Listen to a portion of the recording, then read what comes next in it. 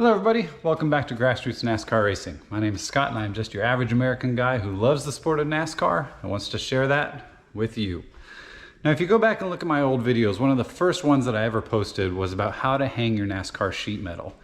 And to be honest, I filmed that video probably 6 or 7 years ago when I was in my old house using an old phone, and it wasn't very good. So I wanted to do an update today about how to hang your metal and some of the different techniques that I use, so might help some of you guys out. To start, we're going to take a look at some of the materials that I use, and then I'll show you the way that I use it and where you can get the stuff. So let's take a look at some of this. So these are some of the main pieces that I use when I hang my sheet metal. This stuff, all this you can get at Home Depot. This stuff, it's a 16 gauge steel wire. They use it for like electrical fencing sometimes and just general hanging stuff. This can be found on the aisle where all the screws and nuts and bolts are. It's $7.50 for 200 feet of wire. And this stuff is awesome. It's easy to cut, it's strong, really good to use. And these are the different hooks that I use. Now when you're hanging in the house, these four are the best.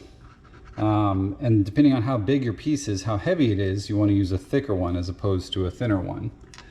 But these are good because they're nice and long, so you can get through the sheetrock into a stud. You always want to go into a stud when you're hanging a heavy piece. If it's a lighter piece, you can use some kind of a wall anchor and just put it into the wall that way. But heavier pieces like 3/4 sides, like these, especially this old stuff that's thicker metal, you want to use something bigger like this. Out here in the shop, you can sometimes use something like this because these walls are just plywood.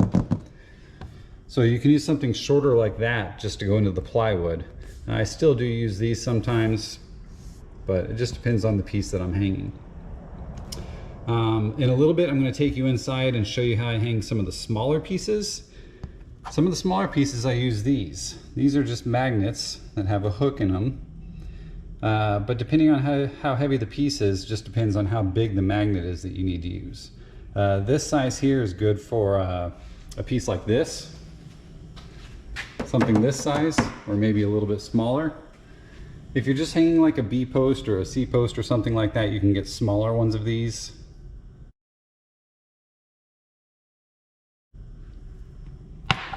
And then this is some of that wire that I was showing you that I'd used in previous times hanging up. You can see how I just twisted it, but I'll show you how I do that. So let me show you some of the pieces on the wall here and how I got them hung up. Now obviously some of these older pieces, a lot of the older pieces already have holes in them. You can see there was already a hole there, so I just shot a screw through it. Same with up front here. There was already a hole right there, so I just put a screw through it. Those are the easiest to hang. 2 screws and you're done. The newer pieces, like this one, those can be a little trickier sometimes. A lot of times where these rivets are, there are already some kind of bracing on the back that might have holes in it that you can go through and use that wire. Same back here with those holes. But a lot of times, and I've noticed on a lot of these Hendrick pieces, they cut everything off, so it's just smooth metal. So it gets a little tricky. So what I do, let me grab this piece of metal here. I got to the point where I said, you know what, if I drill one tiny hole, it's not going to hurt the side. I try not to damage the sides at all. I don't like drilling holes if I don't have to, but drilling one little hole isn't going to hurt it. So if you notice right here, that was the original hole from the rivet, and then I drilled a tiny hole right there. And you can see the piece of metal where it goes through. So basically all I did was come in from the back, come through the front, and then bend it around and go back in and then just twist it off. And I'll show you that right here. So you can see it up on the wall there. There's a screw on the wall right up there. And then I just went down and just twisted it off right there. And all you need is one twist. This wire is strong enough that it's not going to come apart. So one screw, and then that. And then I did the same thing down on this end. You can see right here, there was the original hole, and then I just drilled one tiny hole and just put the wire through there.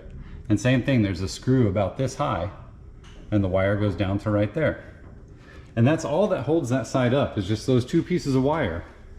But I always like to hang my pieces to where you cannot see what is hanging them. I don't like to see mirror clips, you know, and big giant hooks and things like that. I just want to look at the wall and just see the piece. I don't want to see anything else. And even pieces like this. So this one I did the same thing with the wire. But this one, you can see, so I went into the wall right there.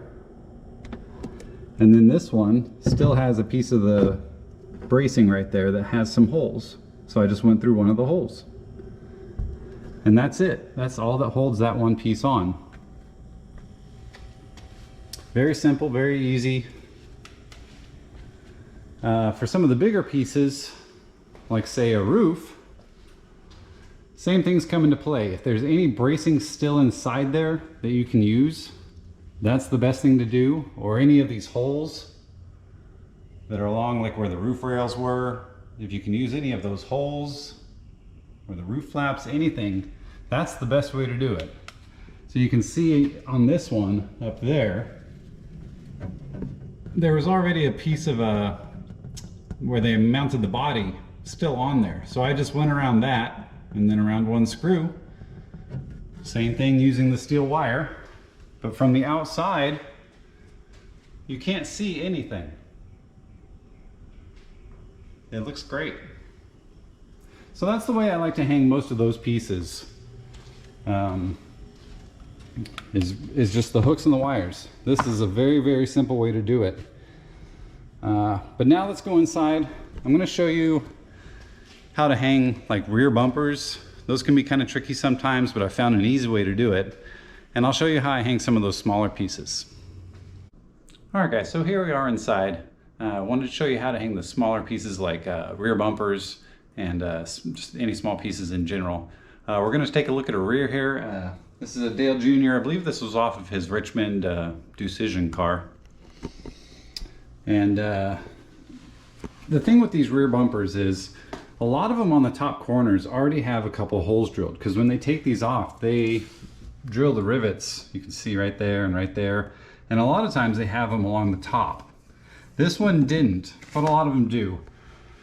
But again, the same thing as I told you with those other sides. Drilling one little hole isn't going to hurt the side. It's not going to hurt the value of it. It's not going to hurt the look of it. And it makes it 100 times easier to hang. So what I do is just take those little L hooks. I drill one tiny hole, as you can see right there, and just put the L hook in, and then it just rests on top. Super easy. That's it. And then the same thing on the other side. And they hang so easy like that. You can do it anywhere. Same thing, just through the metal right there. No big deal. And then across, and same thing right there. But yeah, that's a really easy way to hang rear bumpers. So let's go into the other room and I'll show you how to hang like a rear quarter. Okay, so here we are. We've got a William Byron rear quarter here. I'm going to take it off the wall and show you how I put it up there, because this one is a little different. This one uses the magnets, and as you can see, when you're looking at it on the wall, you can't see anything. There's nothing around it to show you how it's stuck to the wall. It's just stuck to the wall. So let's get it down and I'll show you how that works. Okay, so we've got the piece down off the wall, and as you can see, like I said, we're just using a magnet. I believe that these are about 125 pound test magnets, but that's if you're just pulling straight up. When you're pulling up, they're super strong, but when you're pulling this way, they aren't as strong. So you need a big one like this to really hold it.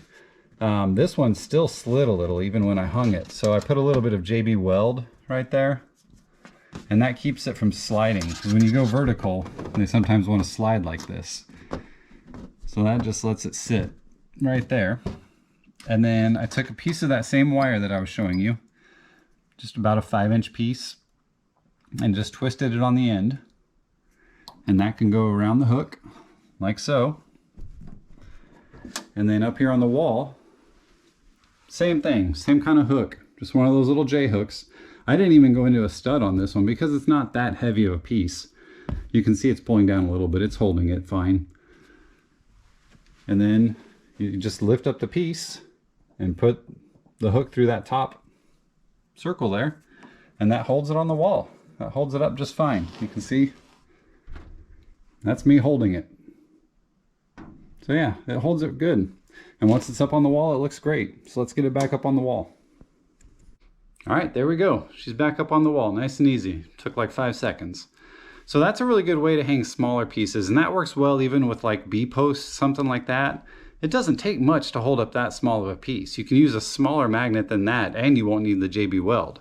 You can almost put a thumbtack in the wall and just put the wire around it and use the magnet and hang something like a B-post. So it's really, really easy, and you don't have the mirror clips and things like that. So anyway, hope you guys enjoyed that today. A few tips that might help you hang your sheet metal. If you have any questions, just comment down below, and we'll see you next time. Take care. All right, everybody. So I'm sitting here editing, and I realize I forgot to talk about noses. Those can be a pain in the butt because they are just so dang big that it's hard to get them up on the wall. Mostly what I've done in the past, same principles. A lot of them still have some kind of bracing on the inside.